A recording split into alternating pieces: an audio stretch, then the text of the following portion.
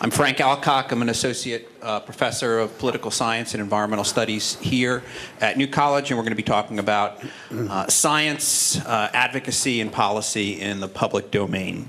I'm going to go immediately to my left across and introduce our very esteemed panel. To my left, Dr. Michael Crosby.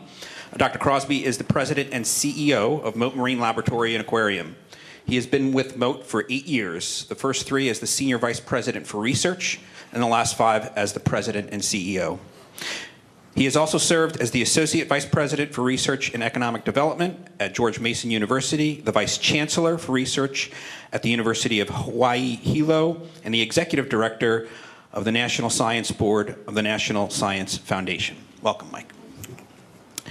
To Mike's left, we have Commissioner Betsy Bennett. Betsy is a longtime resident of Sarasota, Manatee, and has worked as an urban planner in both the private and public sector since 1982. She was elected to the Manatee County Commission in 2012 and re-elected in 2016. She has a bachelor's degree in environmental psychology from the University of Michigan and completed graduate work in urban planning at Florida State University. Welcome, Betsy. To her left, Mr. Justin Bloom. Justin is an environmental lawyer in private practice and founder and executive director of Suncoast Waterkeeper, a local environmental organization, and also a local business owner.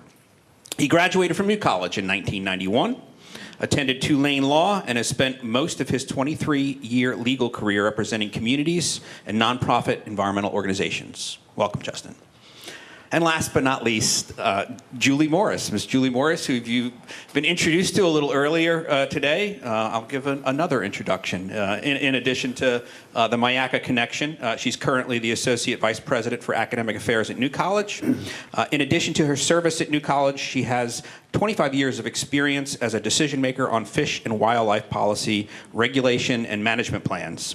She has been a commissioner of the Florida Game and Freshwater Fish Commission, a commissioner of the Florida Fish and Wildlife Conservation Commission, a council member of the Gulf of Mexico Fisheries Management Council, and a member of the Marine Fisheries Advisory Committee to the U.S. Secretary of Commerce. Welcome, Julie. Okay. My first question, I'm going to ask it to Betsy, and Julie, and then I'm just going to twist it a little bit for Michael and Justin. And so we're living in a world right now that's saturated with information and a lot of conflicted and complicated advice, often scientific advice, on some contentious policy issues. How does somebody in your position, how does a policymaker know who to listen to? Yeah, that's a great question, and forums like this, wow, I've really enjoyed being here and listening to all of the information. It's been incredible, and as you can see, I believe I'm the only elected official here, so I do appreciate being invited.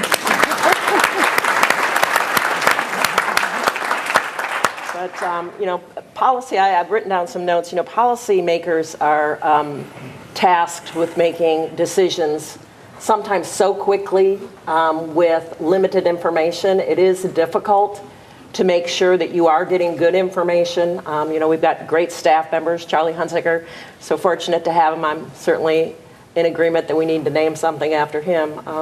But it's difficult to, in a political environment, to weed through the information. But it is also extremely important, as John Thaxton noted, you know, without having that background, without having the ability to weed through the information and trust your staff, trust the sources, you really don't feel you're making a good decision.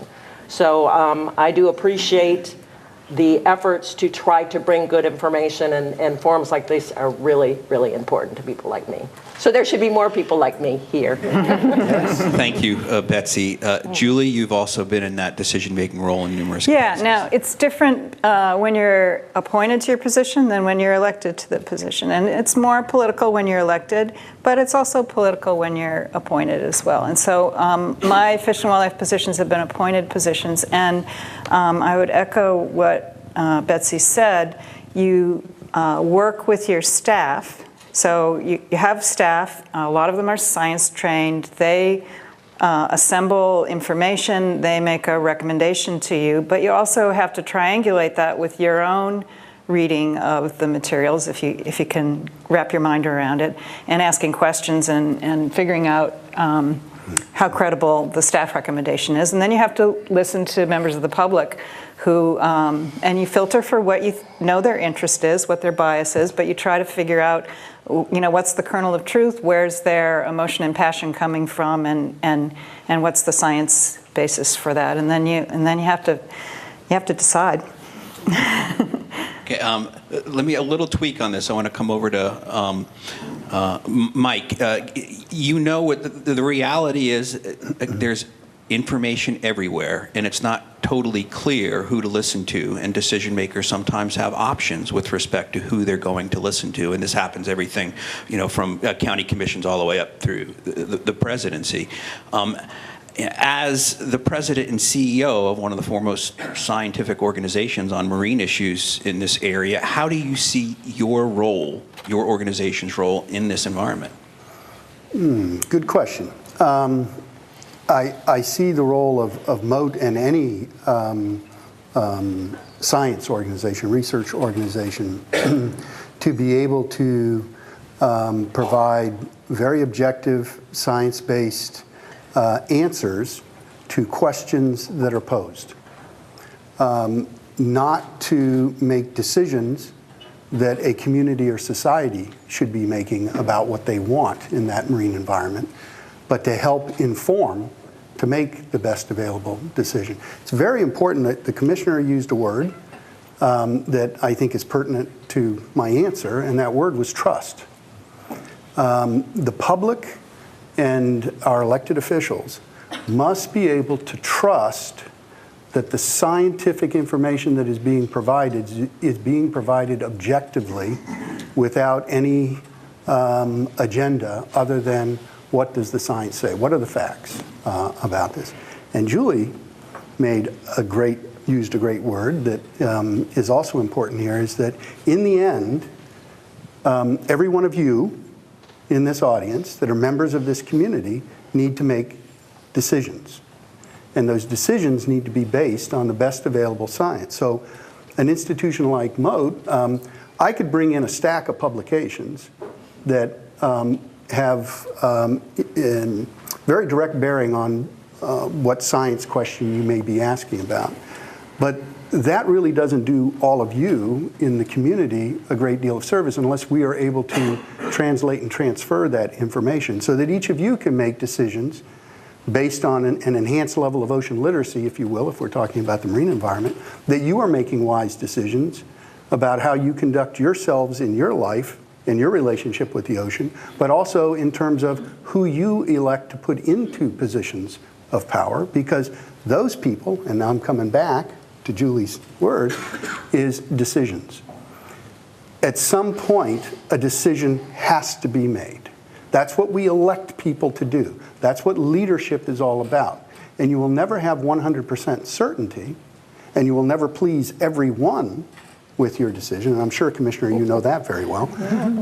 But the most important point is that an organization like Mote is able to provide the best available science in an understandable format to the community at large, but also our elected officials, and then let the community and our elected officials make the decision about the balance of the question and what they want to see in their community. Justin. Again, and it's the same question, and I don't want to put words, but you have both led and been involved with organizations that, in some cases, they actually do some science, and others they're science aggregators. And so, again, from your vantage point, you know how contested and contentious the environment can be. A lot of conflicting information. What do you see your role? How do you see your role in that environment? I think there are a couple different roles for me and for the, let's say, the nonprofit environmental advocacy community. I mean, it can be issue specific. We believe that a decision before the board is very important, and that we want to advocate for preservation instead of development. And it's our role to make sure that the decision makers will listen to our side of the story.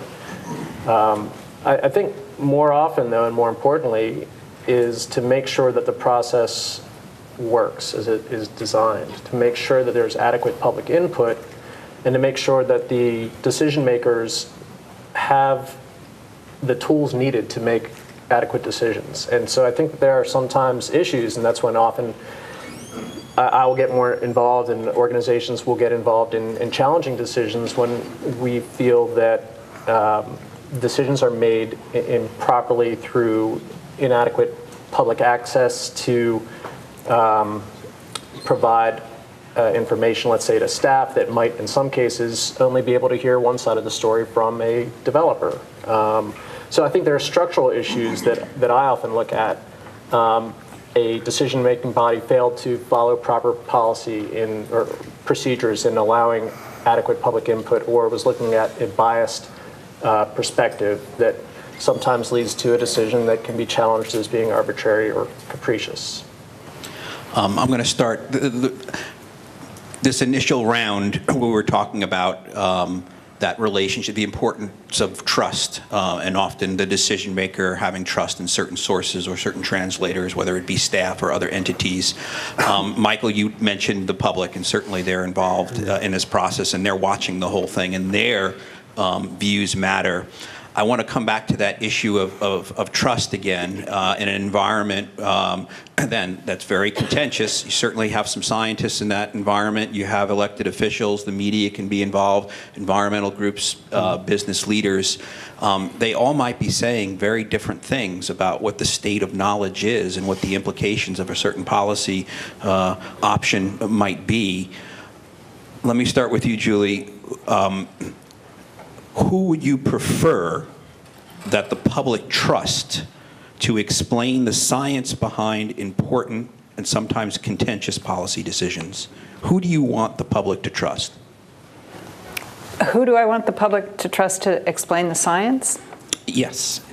Well, Explain the science behind Yeah. Policy decisions that might have very, very big impacts. Because there might be many conflicting voices. Who would you like to see them trust?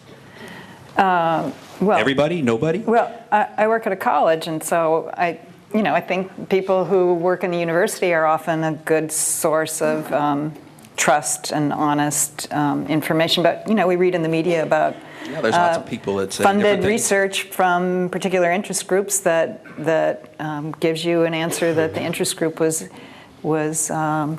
for. So I think I think what Justin said is important in the federal fisheries management process.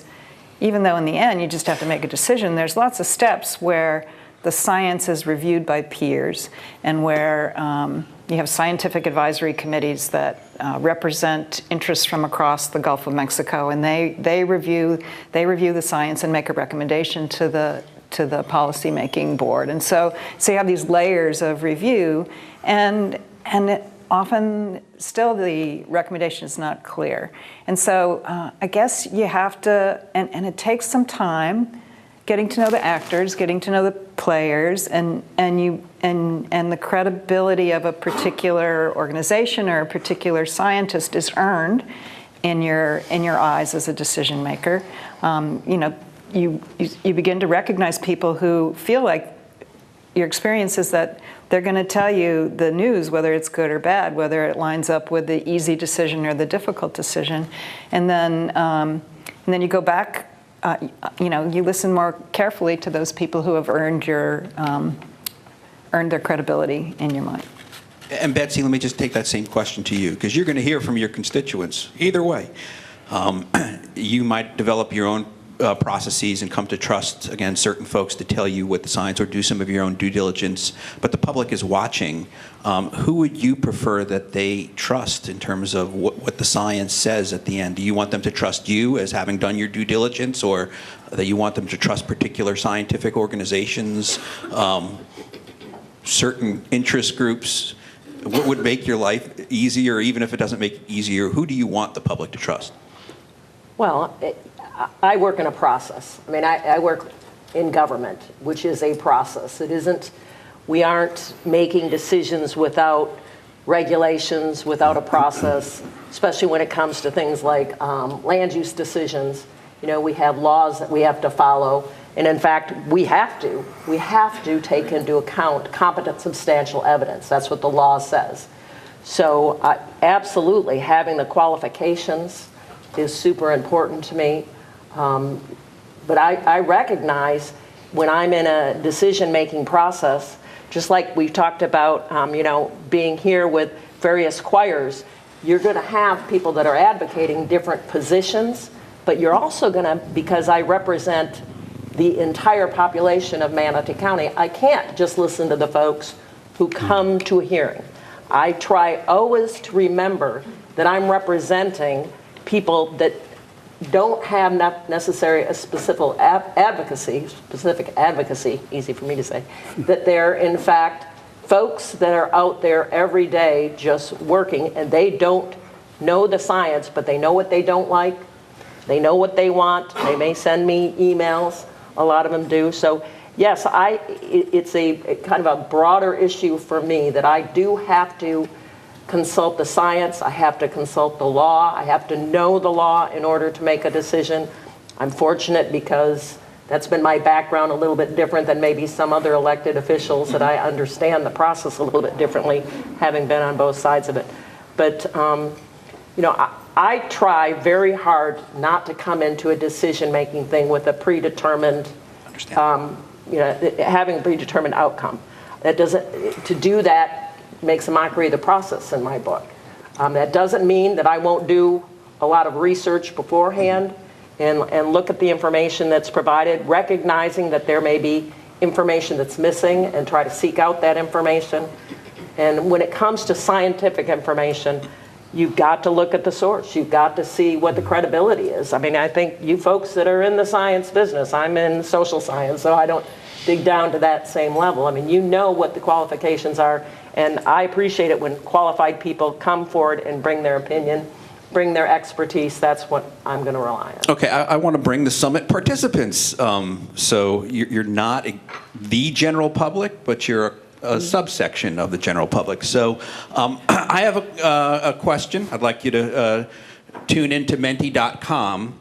And what I would like to do, I want to find out who do you trust, or how much do you trust each of these individual sources. So I would like for you to rate the following sources on your level of trust. To trust for what? But trust to effectively communicate science and its implications for major policy issues.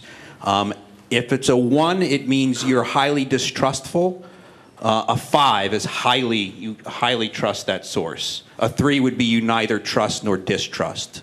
And so the higher the number, the higher the level of trust that you have. And I want to hear from local scientists, outside experts that can be scientists as well, local media, national media, elected officials, business leaders, and environmental groups. You're going to be happy, Mike. Local scientists I can't see it. it's flipped on that back there, so I can't tell what it is. All right, I'll wait for a few more responses to come in. Emily, put your response in.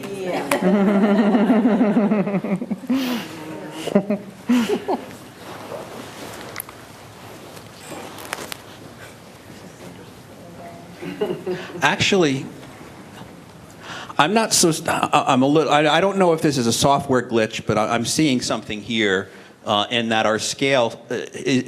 Are you rating on a scale of 1 to 5? 1 to 3. 1 to 3. Okay. Okay. So really quickly, we have 100 responses now, and I'll tell you what they say, and I'll just see if I get any reactions. Local scientists are highly trusted, almost perfect score, 2.9. Outside experts, 2.2. So they're doing pretty well. Local media, 1.8, so that's a little less. That's a little on the distrust side. National media, a little bit worse. Elected officials, a little bit worse. Business leaders, a little bit worse. Oh, good, we're not the worst. Yeah, the worst, barely. Environmental groups, 2.4. Quick reaction, Mike. not surprising, but reassuring. And, you know, it's not a question that was asked, but there's a very, very important person, individual, position, we'll call it a position, that is really vital to dealing with the issue that you've been talking about, is who do you trust to relay to you the science? And absolutely trust the scientists, no question about it. But the challenge is many scientists in the broader community, not at Mote, they're very good at Mote at being able to do this because we bang it into them, is it takes a very special individual to have a working knowledge of the science, but one who is able to really take in all of that information and translate it into a communication that is more easily understood. And that translator position is absolutely vital, and unfortunately, it's a very rare individual that has that, and most agencies don't focus on that. Most groups don't focus on. We do at Mote, and you know this, Frank, because you actually helped found one of those organizations within Mote, the Marine Policy Institute. But it's very, very important that those translators are there. But you should be able to trust the science. Absolutely. You should be able to, as long as it is objective. Yeah. This is not a representative sample. Again, we have a lot of folks from the scientific community here, and so it's understandable. For those of you that are not familiar with a lot of public opinion on these matters, Pew does a lot of work.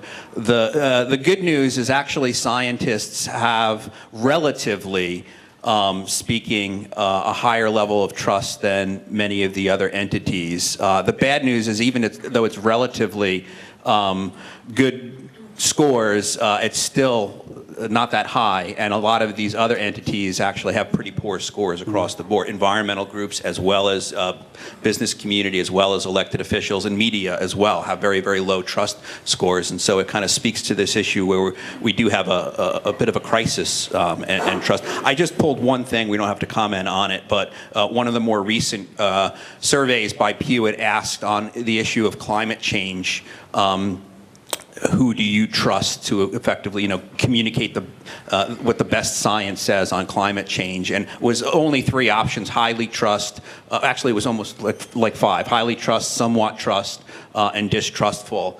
And only like 40%, 39% of Americans highly trusted climate scientists to tell you what was going on in terms of climate science. Another 22% somewhat trusted. So you're about 60% of Americans either somewhat or highly trusted climate scientists, which compared to the other options was the best one. But that's still relatively low. It just says the public doesn't really trust anybody in particular. But why, can I ask you a question? On that particular example, climate, why is it that you think that particular scientific field was rated low in trust? Why was the climate? It has a lot to do with broader polarization trends. I can't help but believe it has something to do with ClimateGate. Oh, no question. Yeah. And that gets back to this issue of trust. When you have scientists that it's clear had an agenda, and they didn't approach it like the commissioner did, approaching it with the scientific method and being objective, but they actually had an end goal they want. Okay, this is great. You teed up my next question. Can we load up the second question? Next question. Okay, I want to, before you answer, let me just roll through your options. And my question to you, you can only choose one of these 4. And my question is, what type of scientist resonates the most with you? A is a pure scientist that steers clear of politically contentious questions. B is a responsive scientist that gives advice on politically contentious issues only when asked. C, an engaged scientist that proactively tries to mediate politically contentious issues without being asked. and D, a scientist slash activist that advocates for policies that they want to see without being asked. And I think there's a subtle difference, but what I'm trying to get at is a little bit of what Mike is getting at between C and D, which is for C, I envision very proactive, not waiting to be asked, but trying to paint options and consequences of different options. And D is really giving you recommendations. It's actual policy recommendations, and there might be an agenda there, and there might be very good reasons for the agenda, but C as a scientist is that bringing their expertise to advocate for a particular policy.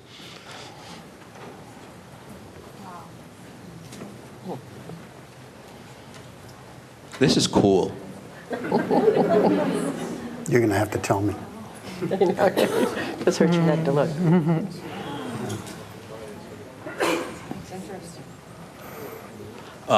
Right now, we're over 100. The lowest are the two ends. 10 votes for the pure 10%. scientist, only 6 votes for the agenda scientist, 37 votes for a responsive but waits to be asked, 56 for the more proactive doesn't wait to be asked. And so, That's very interesting. Julie, react to what you're seeing up there. It seems like this role of scientists engaged in conversation and engaged in the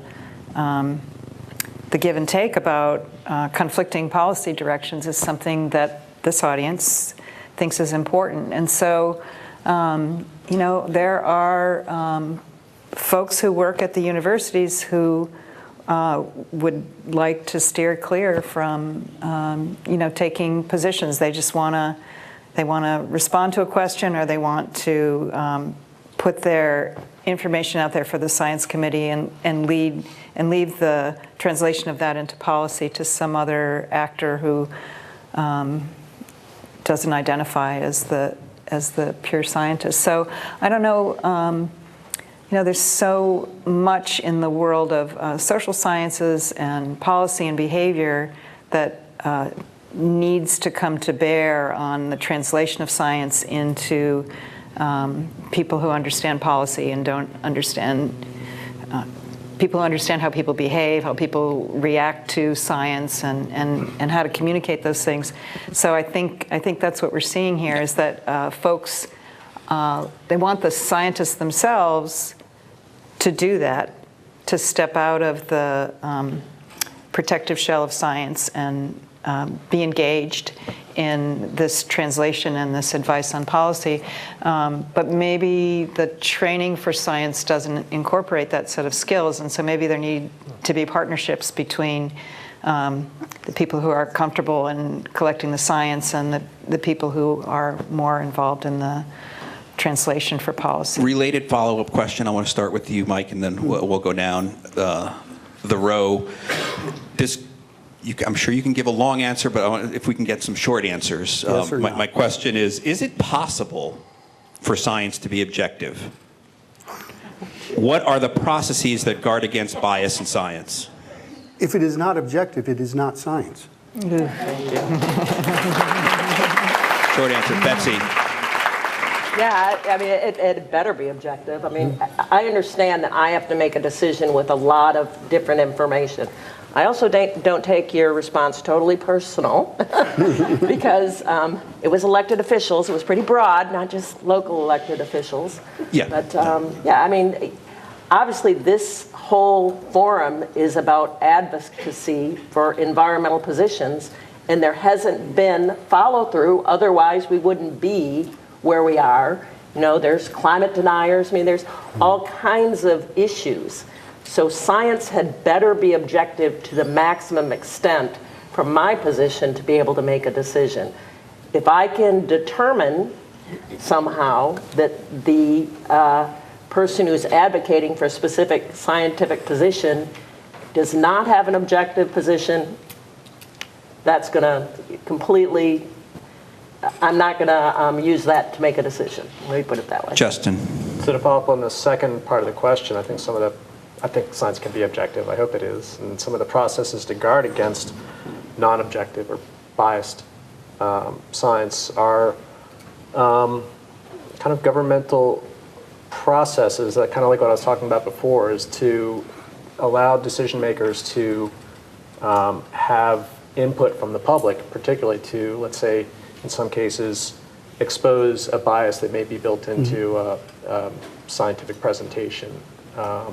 I think that is important. And also to allow for staff to weigh and absorb different scientific positions and papers, and then present and communicate that information as best they can to decision makers.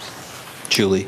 I think there's always unconscious bias in all science, and that no science is completely objective, and that we have all of these mechanisms that science has built into their processes to try to filter out those biases, but we're always learning about We're human. New scientists are That's human, right. too. That's right.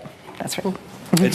There were interesting reactions to that question, in that I think when we think about the political atmospherics, that certainly science's reaction is simply no objectivity, where if I took out the politics and just talked about, say, physics and different theoretical camps on a contentious issue, you'd have a hard time convincing me that, again, a pure basic scientific community wasn't extremely biased in favor of where their particular dogs were in the race in terms of and so just moving that then into when you have feelings about what policy should be, it's not as easy, I think, as it sounds to keep things purely objective. Let me come back to you, Julie. I think in your role on a number of fisheries commissions, you have to deal with uncertainty, and uncertainty is, I think, one of the most politicized concepts out there when it comes to, again, trying to connect science to policy.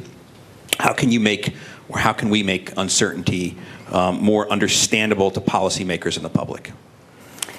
So, the uncertainty comes up when you're using scientific analysis as the basis for making a big investment in terms of finances or resources or human effort to follow a particular decision. And so uncertainty in the science is something you really have to consider deeply. In fisheries management, we actually, the fishery scientists who advise the decision makers actually lay right out, this is the level of uncertainty that we're working with in this particular situation. And it's the best available science. They'll tell you that it is, and they'll also actually quantify the level of uncertainty. And that's something you don't get when you're making a land use decision. So it's, I think we manage it well in fisheries decision making, but there is always uncertainty, especially when you're trying to manage data poor species that you don't have much data on.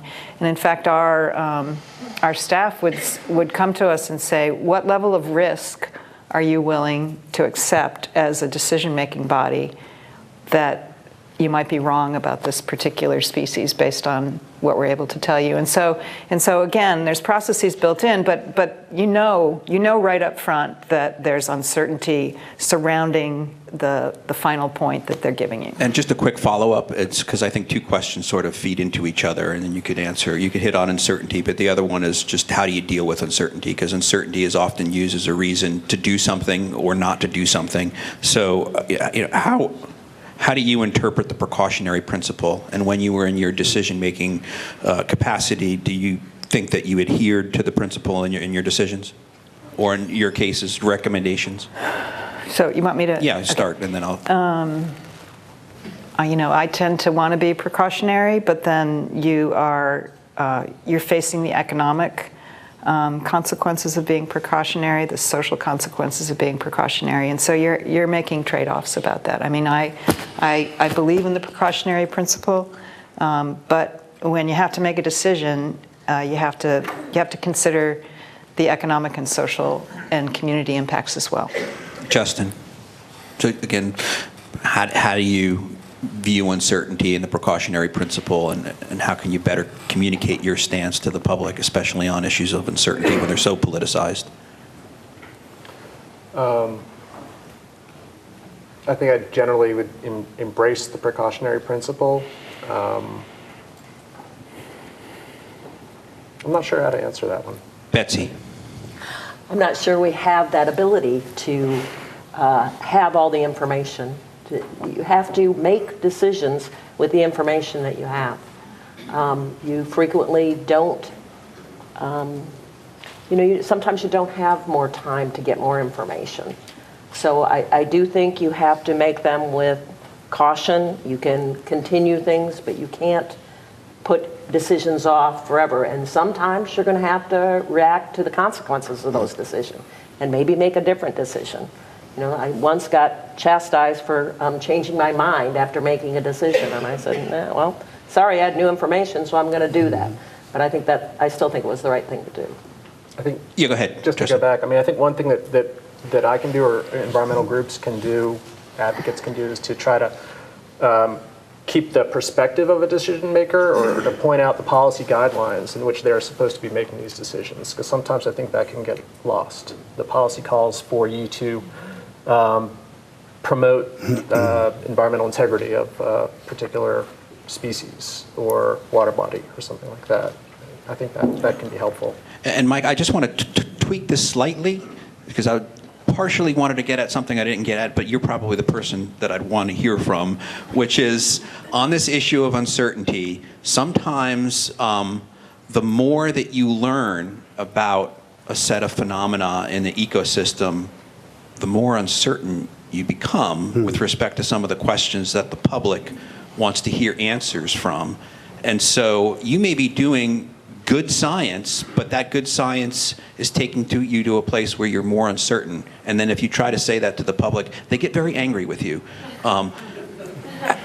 How do you communicate uncertainty to the public in a way which is both honest and doesn't get them upset? I can't control people's emotions, so sometimes they do get upset with me. But in my mind, there's two different kinds of uncertainty. There's scientific uncertainty, which can be based on statistical analysis, and whether you're at a p is 0.05 or 0.001 or whatever the statistical significance is. And there will never be an experiment, in my opinion, that one can design that you can get an answer that has no uncertainty around it. It's just not part of the scientific method or the testing of a null hypothesis. So, and it's challenging to explain that to the public. But the other kind of uncertainty is when you have honest, not differences of opinion, but factually based outcomes of different scientific studies that deal generically with the same topic, but are looking at different aspects of it. And so you can get 2, 3, I like to say you get 3 scientists in a room, you give them the same data set, you will get 5 different answers. Because there are different ways to interpret the same data set. And so the public needs to understand that there is never going to be 100% certainty. Now, a lack of 100% certainty should never be used as an excuse for not making a decision. And I'm very pleased to hear you say that, yes, you're elected to a position to make decisions, and I'm very pleased that I'm sitting next to an elected official that can actually say, you know what, it's okay to change my mind based on new information that comes in. And, the precautionary principle, I was brought up, and I've written a few papers on the use of that with marine protected areas and a few other areas. Precautionary principle was put in place really if all other things are equal, economic, environmental, ecological, everything seems to be equal, and you're an official that needs to make a decision. The precautionary principle says everything is equal, I should sort of lean towards, and I think John was saying it a little earlier here in his remarks, some things, if you don't make a decision a certain way, okay, let's build the parking lot here. Once you build the parking lot, that prairie land is gone. Now you can restore it, but you'll never restore it back to the way that, Mother Nature had. So that's when the precautionary principle comes in. It sort of, in my mind, is that tiebreaker. And it has become used now as an overarching term to say, well, there's lack of consensus on this, so precautionary principle. And that, to me, is a misuse of really what precautionary principle should be about. Julie. Can I follow up with one comment? We would have a scientific basis to figure out how many fish could be harvested in a particular year of a particular species. But then the uncertainty about whether the management tools that we were going to apply to constrain the harvest, whether they were going to work or not, there was a lot more uncertainty about that. And so this whole field of how are people going to respond to the rule that you're adopting, you're making a lot of assumptions about that, and there's a lot more uncertainty around how people are going to respond to the management action than there is about how many fish can be sustainably harvested. Okay, I think we have about 5 minutes. Can I extend just 5 extra minutes to 4:50? No, the answer is no. No? All right. Now, you see, that was uncertainty, because I saw heads going up and down and heads going this way. So we use the can precautionary principle on actually. You want me to field a couple of your questions or throw a last one out there that I have for them? There's beer waiting. That's what I was standing All right, beer waiting. My last. See, right there. 10 minutes. Yeah. Okay. Oh, well, open it up for questions. We might pull one off, but in the meantime, I'll give you the option of ending our session individually on a message of either frustration or hope. I'll start with you, Betsy. My question is, can you speak to a positive or negative or experience, negative being like a disconnect, with respect to linking sound science to smart policies? Science to smart policy. We've been very fortunate, as I said, in Manatee County. Rob Brown talked about it earlier, to understand the importance of investing in infrastructure early on. It's always been, since I worked in the Sarasota-Manatee area, I always thought we were in Manatee County somehow superior because we had this incredible wastewater treatment system, and Sarasota had gone with package plants, and I always thought, well, that was great that we went after that federal money early on to do that. But it is a system that has to be maintained, has to be improved, but it does make a huge difference when it comes to water quality. So I think that was something that we relied upon the science. We were funded through the EPA, so we made the right moves with the people that controlled the money. So I think that's kind of a historical one. But obviously this issue of climate change, acidification, our economy is based on our environment. There's no doubt about it. We don't need a lot of studies to prove that. So we have to be focused on how do we change the situation, where we're headed. I was almost disappointed with some of the, we're accepting of this, and I know that's, I'm not a scientist, so I'm not saying it the right way. We can't accept it. We have to figure out how to change it. So, Justin.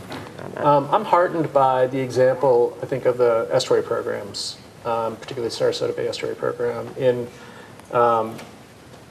gathering good science, embracing public input, vetting the science, and making sound policy guidance and recommendations. I think that's a great example, and I hope to see that continue. Julie?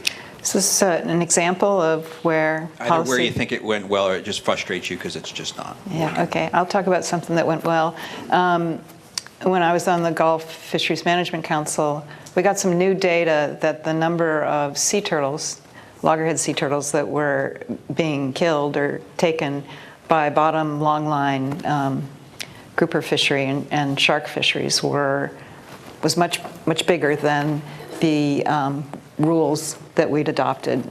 We got new data that said more sea turtles were dying than we had figured in the past, the data had in the past. And so we were able to immediately sort of shut down large areas of the fishery while we came up with a rule that reduced the number of hooks, reduced the how long the bottom line lines could be before they were retrieved. And so we were able to respond pretty quickly to new data and change the whole regulatory system to reduce back to an acceptable level the take of sea turtles. We got 3 messages of hope. Mike, you're going to go. I'll give you one example that is both. Okay. Oh, Okay? this should be interesting. And estuary is great. I think the estuary program. Yeah, the estuary was very good.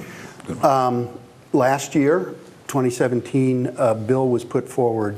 I believe it was the Shark Fin Sales Elimination Act. Okay. It was frustrating because based on the science on a national and global scale, I don't think the data was there that would have a significant impact on shark finning. Horrible, horrible practice. Okay. But it opened the door for much broader discussion and led to an evolution of the intended purpose, which is the unsustainable fishing of sharks solely for their fins. And that led to the evolution of a new act that was just had a hearing on, and we had a Mote scientist, one of the experts in the world in the field, testifying there on the science. And I forget what that's called, the Sustainable Shark Fisheries Act, I think. And I'm very proud it was actually put forward by a Florida congressman, and it is bipartisan. And what it does is it has now broadened the effort to eliminate an unsustainable shark finning practice to the entire world, because it also it allows fish that are sustainably caught for every piece of that fish to be used, including the fins. It's a sustainable practice. What are you going to do? You're going to throw the fins overboard? No. But it also requires that any shark product that is brought into the country must be certified as meeting the same level of fishery management sustainability that we have in the United States. So what it's doing is forcing the rest of the world to come up to speed, and hopefully will have a real impact in eliminating or significantly depressing the horrid and unsustainable finning practice. Okay, final question, 30-second answers so we can get to the beer. I'm going to go with just the first one that got submitted because I think it is a good one. How about the responsibility of individual citizens and educational institutions with respect to increasing basic science literacy? You know, how can we improve? I mean, I think the idea is along, you know, what is our responsibility to educate ourselves so we can navigate this pretty contentious environment and not just rely upon who we trust? Or can we do that? Students need to understand more about data and how data is presenting. The whole, like, how data is visualized, what data means, looking beyond the surface of the data literacy. Yeah, thank you. Justin?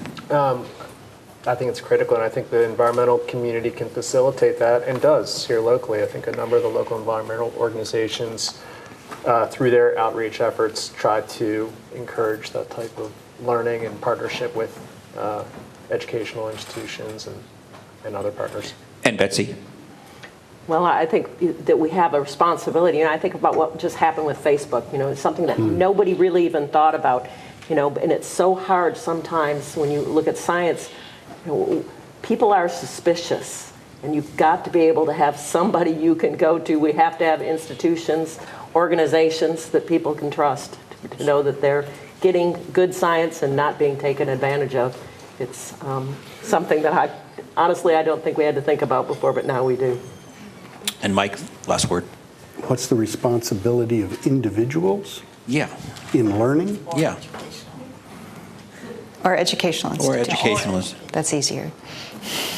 Well, I think it's important for everyone to never stop learning, not just students, but everyone. Even when you get gray hair like mine, you got to continue to learn. I learn something new every day at Mote. But the education system, I think, does need to help, whether it's K through gray education system, needs to help everyone understand the important role of science in helping to make better informed decisions. Not science to give you the answer, but science to give you the information by which you will develop your own answer. And then you take responsibility and ownership for the decisions that are made. Mike, Betsy, Justin, and Julie, thank you so much. Thank all of you for the day here.